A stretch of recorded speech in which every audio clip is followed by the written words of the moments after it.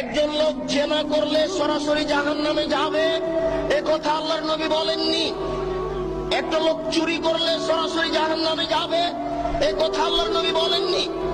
পিতামাতাকে গালি দেওয়া পৃথিবীর দ্বিতীয় মহাপাপ, পিতামাতার অবাধ্য চলা পৃথিবীর দ্বিতীয় মহাপাপ। এরপরেও যদি মানুষ পিতামাতার অবাধ্য চলে, সরাসরি লোকটা জাহান্নামে যাবে, এ কথা আল্লাহর নবী বলেননি। আল্লাহর নবী প্রথম দুই বাক্য বলার পরে তৃতীয় বাক্য বলে আগের দুই বাক্য ঠেকিয়ে দিয়ে বলছেন, কেউ যদি আমার দিকে কোনো কথা ধাবিত করে, সেই কথা যদি আমার না হয়, তাহলে তার থাকার জায়গা জাহান্নাম। এবার আপনার সাথে আমার কথা। আপনি যেদিন ক্লাস 2 পড়েছিলেন, সেদিন একটা গল্প পড়েছিলেন। নবী যে রাস্তা দিয়ে হাঁটতেন, একজন বুড়ি সে রাস্তায় কাঁটা পুঁতে রাখত। নবীর পায়ে কাঁটা ফুটলে বুড়ি খুশি হতো। একদিন দেখলেন নবী রাস্তায় কাঁটা নাই,